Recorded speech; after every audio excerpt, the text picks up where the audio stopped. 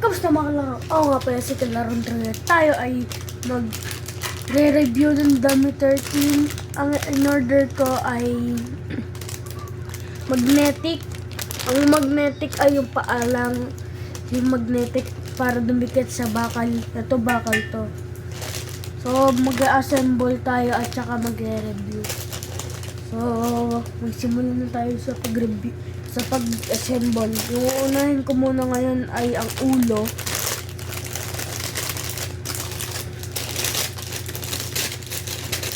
Ito extractions. Ito yung step by step. Yung assembly guide.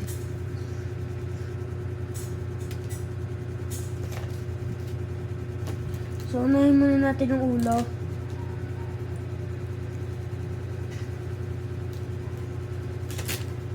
Ito yung mga parts na kailangan nyo. Wait lang. So, i-explain ko pa rin kahit nakagawa na ako ng video tungkol sa tungkol sa tutorial kung paano mag-assemble ng Dummy 13. At saka nga pala, gumawa ako ng bagong account. At pangalan nun ay Strike Frame. So, yung description ko doon ay English. Strike Frame yung yung profile picture niya ay camera, tapos parang may robot na color red and black na nakatayo sa sa harap ng camera. So ang content ko tungkol dun sa channel ko doon ay tungkol sa stop motion animation. Kung di nyo alam ang stop motion animation, ang stop motion animation ay parang papagalawin mo ang mga action figures katulad ng Dummy 13 na ito. Kaya ko to binubuo para sa aking stop motion animation. Kapag tapos na to, baka gumawa na din ako ng stop motion animation. So, ganito siya guys. Yung may ganyan. Dapat ganito Dapat ganyan. Ipapasok nyo sa ulo. Hanggang baliktad pala. Dapat pag nalaglag. Ay, kala ko nalaglag. Ganito yan guys. Pag ganito. Yan. Dapat yung race na pag ganon, dapat nandito yan sa right. Tapos ipapasok nyo sa butas ng ulo. Ganito lang. Hindi ko alam kung tama. Tama ba to? O, tama. Ito yung magiging kalabasan. Sa legs naman. So, madali lang yung leg. Ito yung piece na kailangan nyo. Yung parang dalawang bilog, tapos parang may square sa gitna, to sa gilid ng square may patusok. So, pag ganito siya guys. Tapos, ito yung kailangan nyo.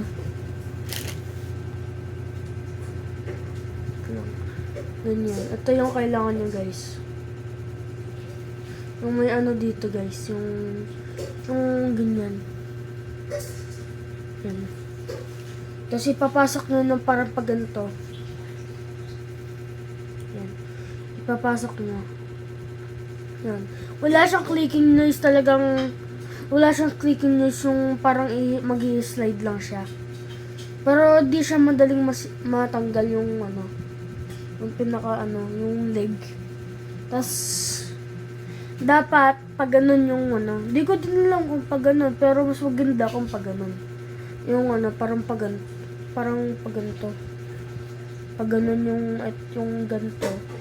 Pag ganun pababa. Pero di ko alam kung gusto niyo pag ganyan. Kaya magdesisyon kung gusto niyo pataas o pababa. Ito pababa, ito pataas. Ang galing. So, ito guys ang pinakamahirap lang talaga yung pag kasi minsan nadudulas siya. Kaya dahan-dahan lang din kayo kapag ayaw natin maputol ang peg, kasi kapag naputol yung peg, hindi na magagamit. Pwede naman din ang super glue, pero tatanggalin niyo yung parts. Tapos lalagyan ng super glue. Kunyari, ito, ito na lang. Kunyari, ito. For example lang to, ha. Ito. Naputol ko pa. Hindi yung yung itong patulis na to. Naputol. Ang pwede lang yan, i-super glue nyo. Pero, iwasan nyo na, baka pwede din naman na malagyan ng dito. Pero, lagyan nyo yung nasira lang. Kasi kapag nilagyan nyo sa joint, hindi na yung magagalaw. Pero na lang, kung tatanggalin nyo din yung joint. So, tapos na yung ulo. Kakulay ni Bumblebee. So, sa torso naman, so, ang pinakamahirap na gawin dito ay yung tatanggalin yung mga parts. Kasi, minsan ito, merong space, walang ibang space na talagang gaganyan-ganyan ninyo o puputulin nyo ng kuko nyo. Kung meron kayo kuko. Hirap.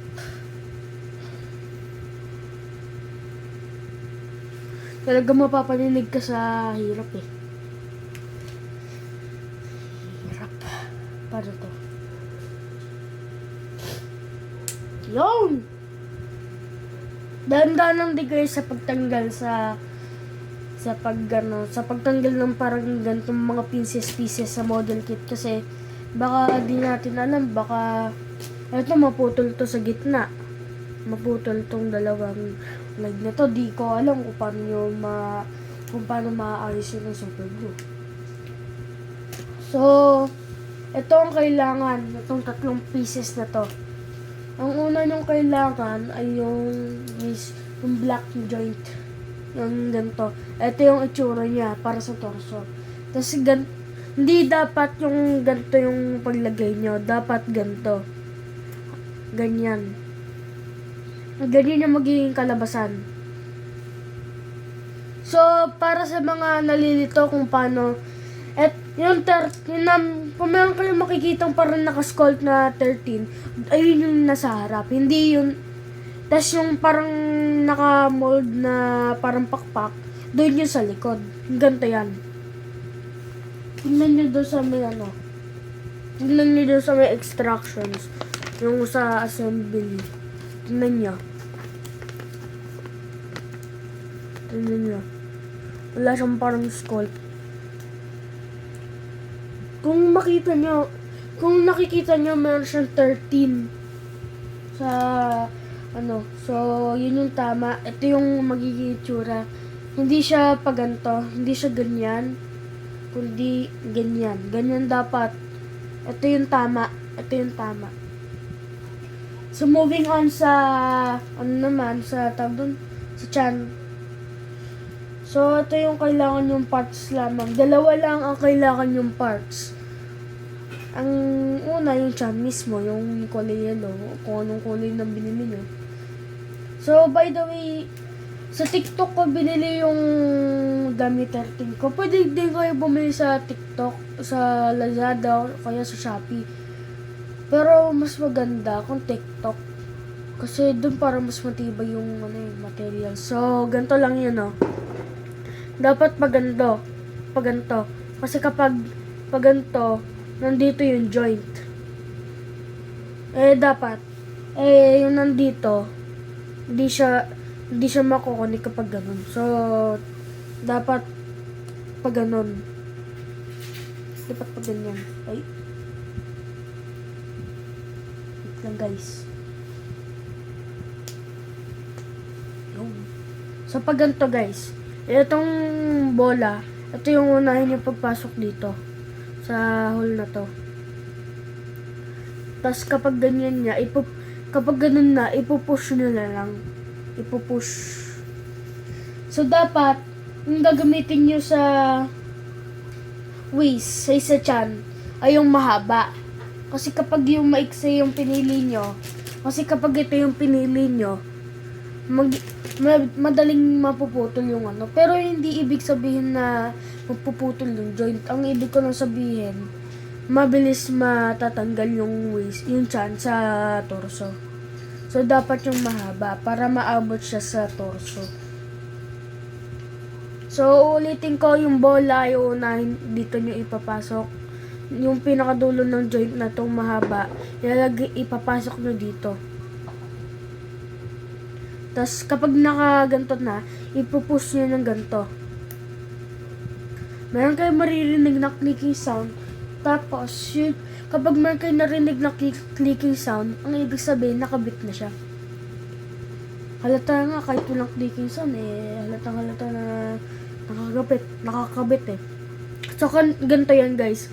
Kahit balik-baliktad yung, yung joints, bukod dun sa, instead ng pag nandito yung bola, tapos nandito yung payo, pag ganun yung mali yun. So, pwede naman din na balik-baliktad yung joints. Kunyari, yung ganito. Kunyari, ito, pang arm to, nalagay mo sa leg, sa paa. Okay lang din yun, basta, kapag dating sa paa, dapat, hindi yung pinakatusok, yun yung nakalabas dito sa tuhod. Kasi dahil dun yung ilalagay yung yung tuhod. So, ito na yung ito na yung, tapos na yung ulo, tapos na yung torso, tapos na din yung tiyan. Ang kulang na lang ay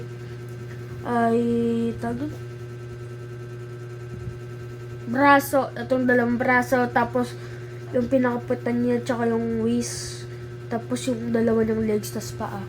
So, tapos ayun lang. Tapos meron siya mga accessories. Ang nalilito lang ako, dito sa taas, meron siyang dapat na yung parang yung parang nandito, yung parang nakakabit dito. Yung parang ganito guys, oh. Kasi nga, gawa to sa 3D printer. Kung wala kayong 3D printer, pwede kayo bumili sa online. So, sa Wish naman, yung pinakita ko kanina maikli na ganito, doon yun sa Wish para makakonect dito sa butos na to. So, ito ang kailangan nyo para makabuo ng Wish. Para sa dami 13. Apat ang kailangan yung dapat apat yung magiging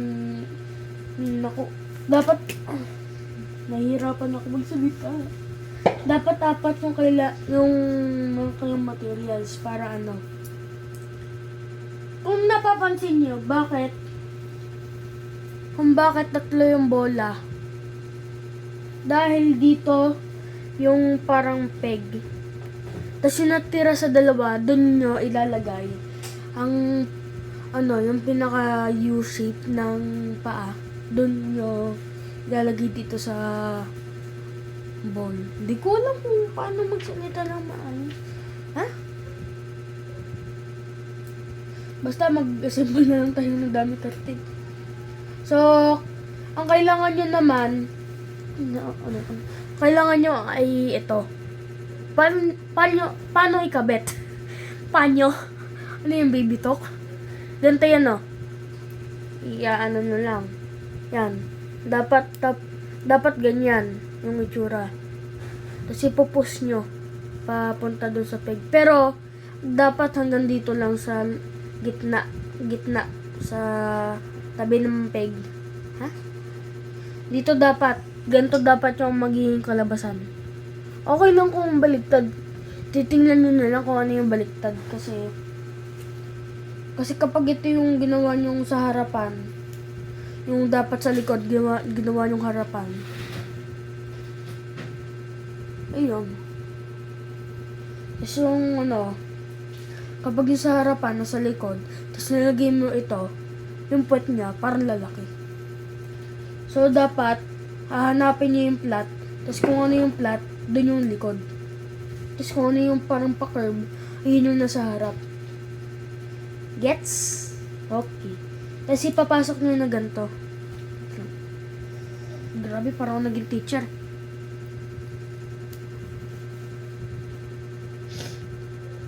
So, ang kailangan nyong gawin ay papasok na lang ng ganito. Tapos ipupush nyo. ang pinaka mahirap lang yung pinaka U na pinakita ko kanina na yung parang pag ganon, tapos parang natatanggal din. Pero kapag ginahawakan nyo yung pinakababa, yun yung pwede, hindi na siya matatanggal. So tapos na yung kanyang brief. Tapos ganito nyo siya ganito. Nasa harapan yung nandito. Ay, yawa. Kapag ilalagay nyo to, dapat ganito yung paghawak nyo. Kasi kapag ganito lang, yung parang syringe, mapupush to. Hindi ko alam kung totoo yung theory ko. Totry ko. Ay, hindi pala. Pwede din ganito o ganon. Pwede sa dalawa kung anong gusto nyo. Pero mas maganda kung ganito yung hawak nyo. Yung paganto. So tapos na tayo sa ulo, tapos na tayo sa torso, tapos na tayo sa tiyan, tapos na din tayo sa waist at sa pitan. Ay, nag-ride. So moving on sa legs. Sa legs naman tayo, guys. Ano yung kailangan natin? Ay, yung braso muna pala. So, ito yung kailangan niyo.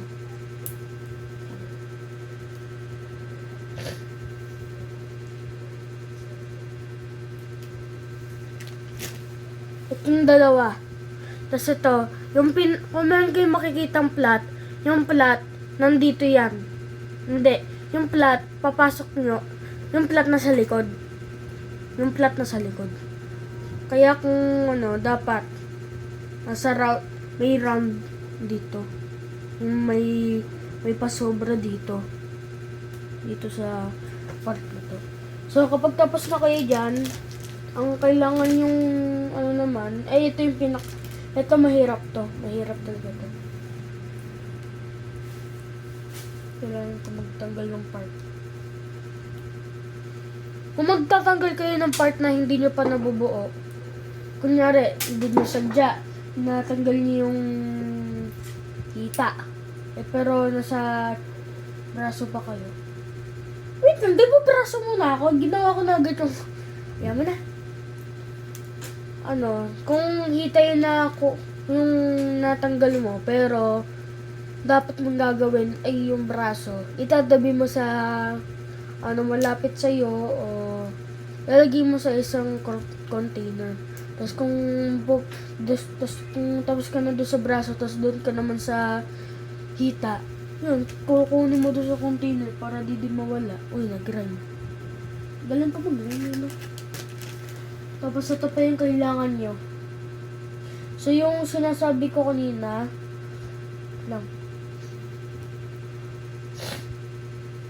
sa braso dapat pag ganon. Pero kapag sa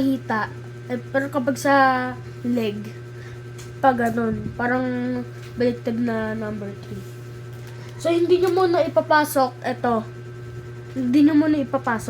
Kasi nga kapag ito pinasok nyo, hindi ito makakapasok. So dapat ito unahin nyo. Ganito yung paglagay, guys. Ito. Dito nyo ilalagay yung peg na to.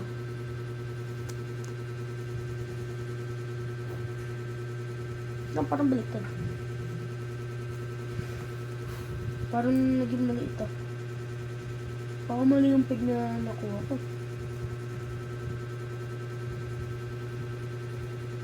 Wait lang. Kailangan ko ng instructions. Kailangan ko yung mahaba. Mali pala. Nik. Nakuha ko yung para sa braso. Lalagay ko dito sa plastic na to. Yung kapag meron kayong plastic na nasa tabi nyo, doon nyo ilalagay.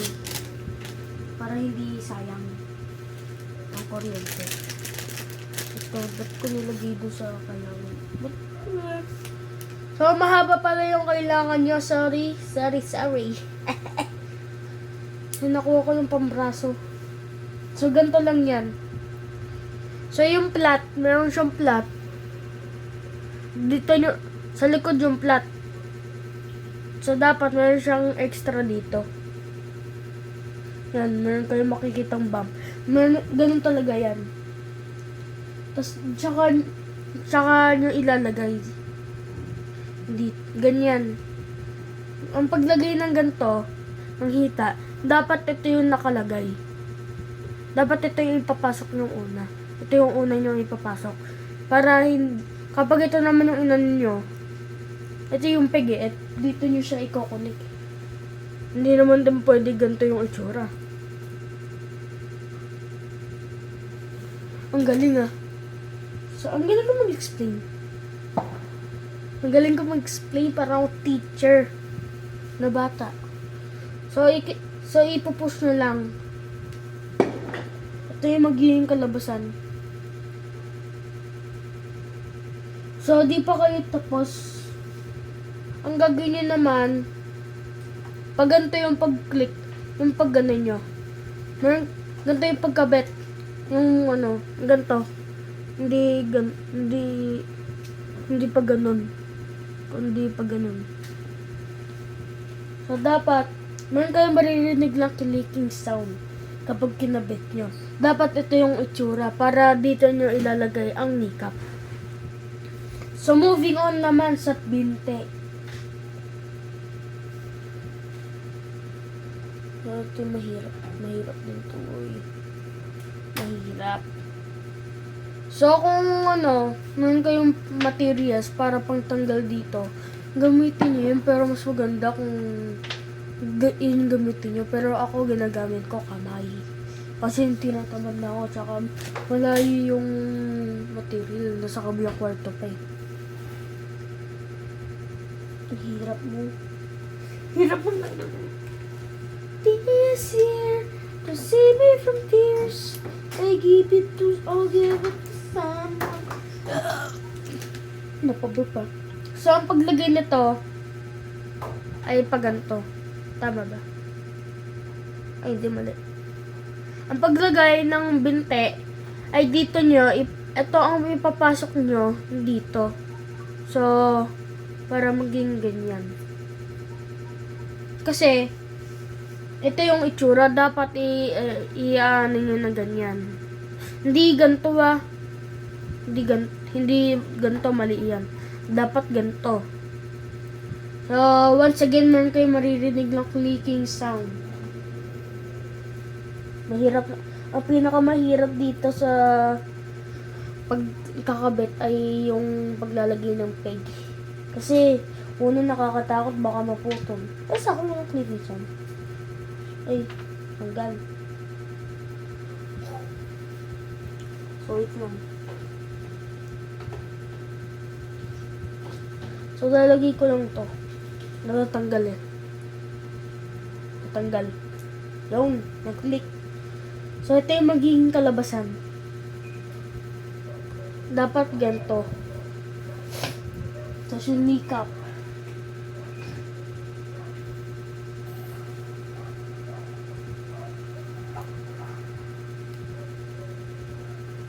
Kneecap. So, ang sinasabi ko kanina, kapag ganito yung nalagay nyo, imagine nyo na lang na yung nakaharap dito. Kapag ganito yung palagay nyo, wala kayong room para ilalagay yung kneecap. Dapat pag ganito. Nandito yung harap, nandito din yung patusok. Kasi nga mayroong butas ang kneecap. Ito yung peg. Nandito yung peg. Yun. Ito yung magiging kalabasan. Hindi pa rin tapos to. Yung paa. Yung paa. So, yung order kong paa ay yung magnetic.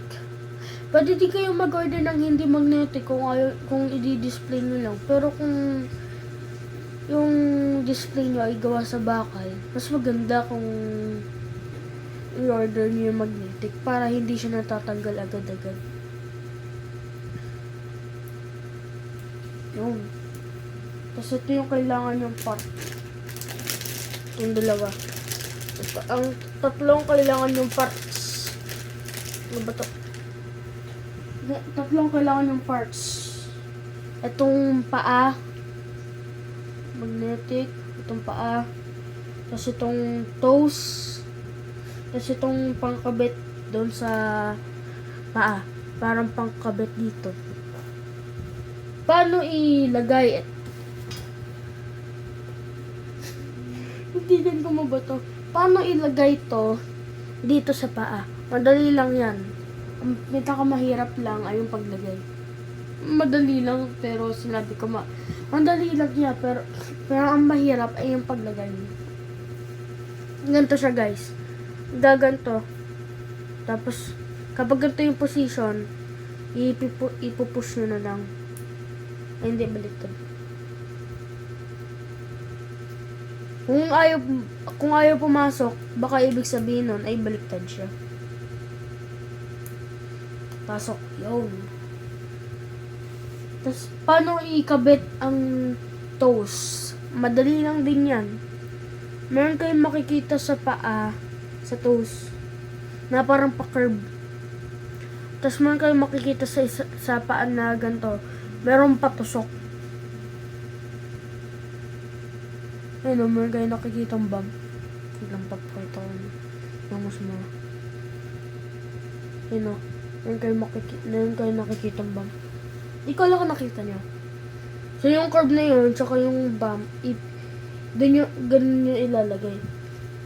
Pag ganito yung, nung position. Tapos ipupull nyo. Hindi. Ipupush nyo pababa. Ikaw lang ano yung right term, pull ba? Ipupull nyo pababa. Ipull ng pababa, ipupull ng pababa, ipull ng pababa. Mahirap pala din. Hindi pala mahirap. Ang mahirap lang kapag di siya gumagalaw.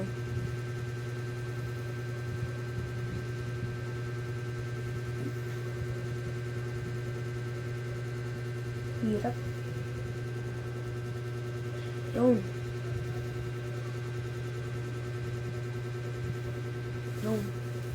Tapos na sa paa. So, malapit na matapos sa binte, ay sa buong leg. Ang kailangan nyo na lang ay ito. Hindi to para sa braso. Para to sa leg. Ganito yung ano niya.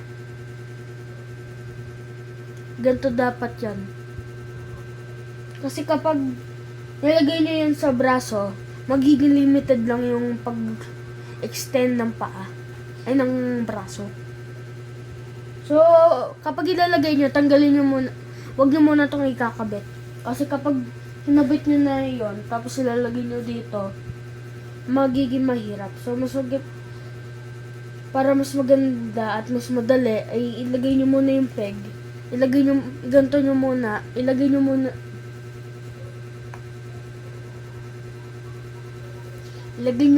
ito, yung leg na to, bago ito. Itong cover. Ayun. So, moving on sa leg. Sa isang leg. Ah! Sakit. So, dahan-dahan din kayo. Baka matusok kayo. Sakit daw kapag matusok kayo. Okay, malapit na matapos. So, tatanggalin ko na lahat ng part na kailangan.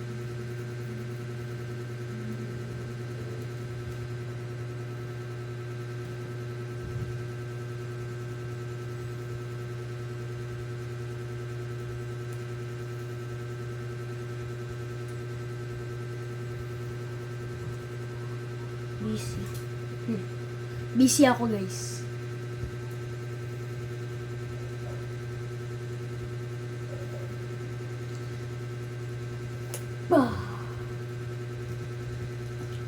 Grabe, ang hirap.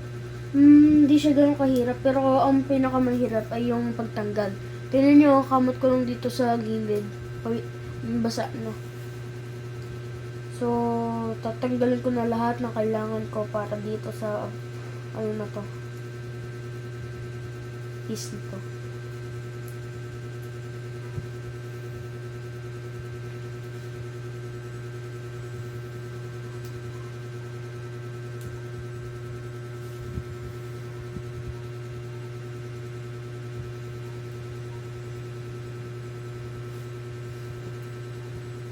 So, ikakabit ko lang to guys. Kakabit ko lang. So, guys, mali pala ako. Pwede ding ano. Nakalisok lang kami. Pwede ding... Ano ba? Pwede ding... pwedeng pag ano, pwede ding flat. Kung ano yung gusto nyo. So, nakalimutan ko pa tong piece na to. So, yun yung gusto kong sabihin, mali pala ako sa pag ano, sa peg. Pwede palang flat.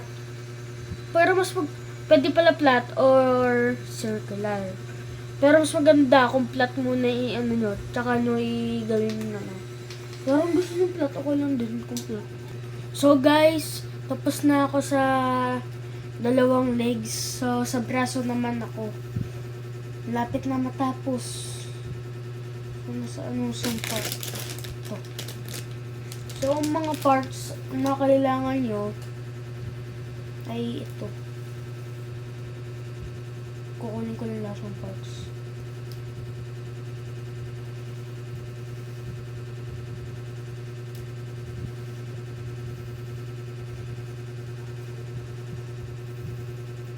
Wait lang guys, cut ko muna. So, okay na guys, natanggal ko na lahat ng pieces na kailangan ko para makabuo ng braso. So, ito yung mga parts na kailangan nyo. So, ito yung gagawin. Parang ganun lang din sa ano, isa-slide nyo to. Ganyan. Tapos, ito yung kailangan yung piece. Ganito yung paglagay. Ganito yung paglagay. Tapos ipupush nyo. Yan. Tapos ito naman yung sa shoulder. Head and shoulders. Ito yung head and shoulder. Ito yung sa shoulder. Para ilalagay ko muna yung parang peg. Para mapag-connect sa torso. So, tsaka ko kapag nilagay nyo na yung peg, tsaka nyo ilalagay ang shoulder pad. Yun. Lik. Ayun. Ito yung madami na akong beses na di na malaglag yung part sa ilalim ng kama. Ito yung magiging kalabasan niya. Movable to. Bukod dito. Bukod sa side na may shoulder pad. Dito sa part naman na ito, yun doon sa sinasabi kong sa paa na dapat nakalabas, dapat yung nakatusok dito, nakalabas. Sa braso naman, opposite. Parang reverse flush. Dapat, dapat nakatago siya. Para ito yung itsura niya. Ito yung itsura niya. Ito yung magiging itsura niya kapag buo na siya. Hindi siya pwede ganito. Hindi siya ganito. Hindi siya pwede ganito nung nakatusok. So, paano maglagay ng peg dito? Madali lang yan. Ito ang kailangan yung peg. Ito ang kailangan yung part. Para ipasok dito. Paano ipasok? Mas simple lang yan. Itong part na to, akala ko nakakat. Ang part na to, dito niya yun ipapasok. Ito yung magiging kalabasan. Hindi dapat itong bola ang nandito. Kapag nagkamali kayo ng paglagay, kunyari, meron pa ko isa. Kapag ganito yung paglagay nyo, mali. Dapat ganito. Dapat pa ganito. Papasok ng ganun. So, paano ilagay? Ganun lang din, katulad sa paa.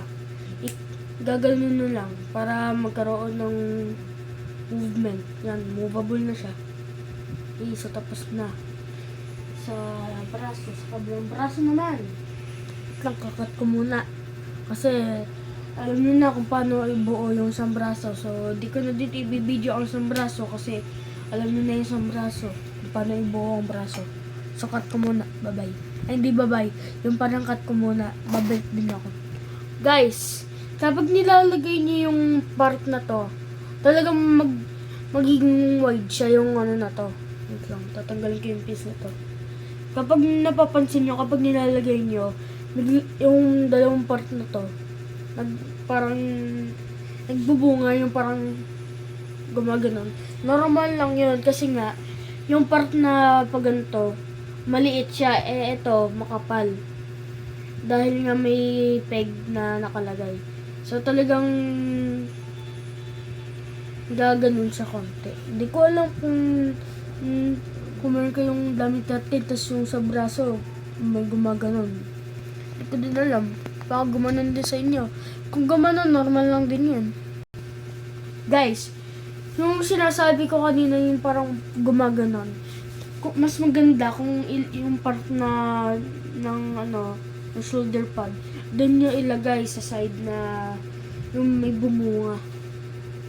Pero kung bumunga sa dalawang side, di ko na alam kung paano yun. Basta ako ay bumubuo lamang ng damit at tin at gumagawa ng mga videos. So, ganito yung maging ito pa lang yung nabubuo ko. Guys, kapag ibubuo nyo na, tas ito yung naging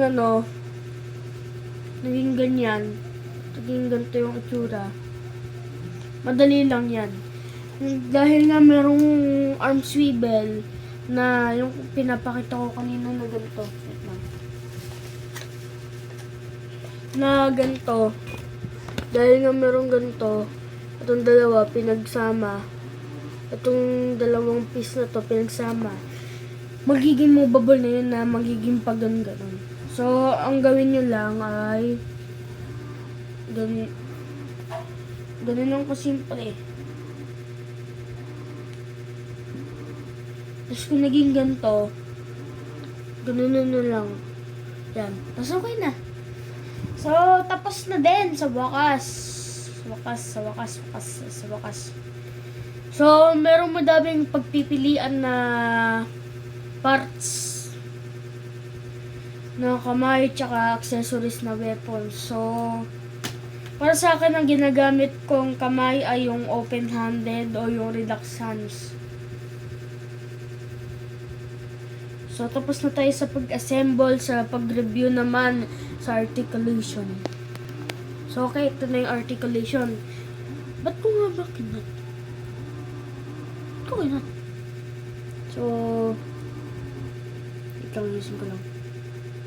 So, ito yung itsura niya kapag ayos na. Ang pinakamaangas, dumidikit. Dapat pa sideways.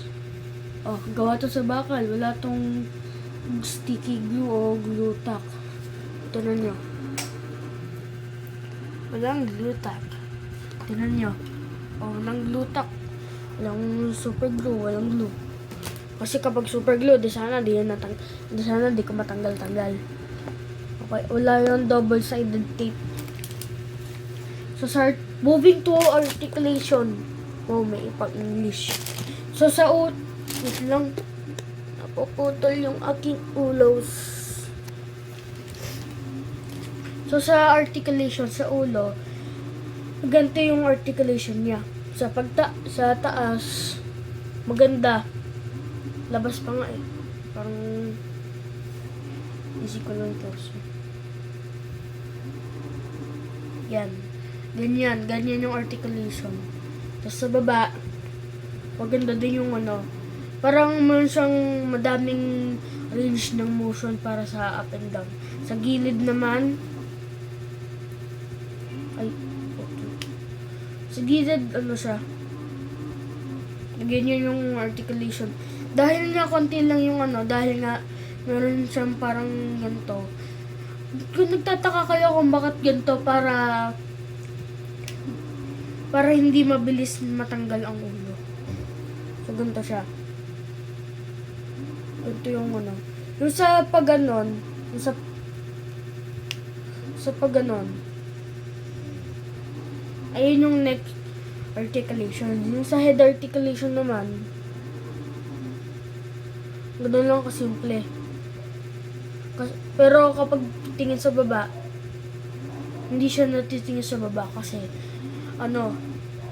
kailangan ng leg. Kasi kahit ako di ako makatingin sa baba, hindi ko nakikita yung unang dito. Yung gilid lang dito. Meron akong unang dito eh. So, moving on sa torso and sa waist. Ganito siya, ganito ka yung waist. Ganito. Hindi ko alam kung anong tawag dito. Maganda ang ab crunch. Ay, kasama yung waist. Ano po tawag? Ganito yung yung pag ganon doon sa right. Ito yung right. Ito yung ab crunch. Ito yung back crunch. Di ko alam kung anong tawag doon sa back. Sa likod kapag gagawin mo. Parang ko sa harap ab crunch. Di ko alam. Ganito yung maganda din yung articulation nito. Madami siyang points of articulation. Kaya kapag kayo na nagdo-drawing, maganda din to kapag kailangan nyo ng parang reference. Di nyo na kailangan ng Google kapag magdo-drawing kayo. Ipopost nyo kung anong post ang gusto nyo o ang kailangan. So maganda din to para sa mga pang-drawing. Hindi lang to pang stop motion animation, hindi lang to pang laro, kundi pwede din to pang drawing ng mga reference.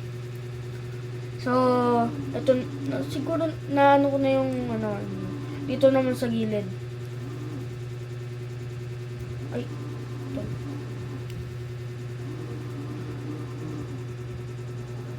Yan. Sa kabila. Sa arm naman, ganito yung So, bago yung arm, kung napapansin nyo na mabilis na puputol yung na to. Dahil na di ako nagkukusyon, hindi malambot ang kamay ko. Ha? Malambot ang kamay ko. Parang mabilis yung pag ganun ko. So, parang napuputol siya agad. Parang ganun. So, di ko alam. Moving on sa arm articulation. So, sa arm articulation, maganda ang articulation. Yan. Ito yung meron siyang 2 types of articulation. Una, ang ganito. Unang ganyan. Ang pangalawa, kailangan mo hawakan. Boom! Ganyan. Tapos sa hand articulation, ganda. Kala ko pa yung ganda siya. Maganda. Pero kapag nakataas yung na to, di siya nagagalaw. Konti lang. Tapos sa arm naman, yung dito, ganito kataas yung kaya niya. Ito yung hindi ginaganon, di pa binababa. Kapag binababa, ganito yung itsura. Tapos sa kabila, ganun din. Pero dito naman, meron siyang arm swivel. So, ganun din sa kabila ang articulation. So, sa waist naman, ganito yung articulation niya. Yung kapag ganito lang yung, kapag ganito, maganda na. Tapos kasama na to. Pero kapag sinama ko yung waist, mas mababa. Ganun din sa kabila. Ay, hindi pala ganun. Hindi ko alam kung ganito din yung tsura eh. So, sa legs naman, ito yung articulation ng leg.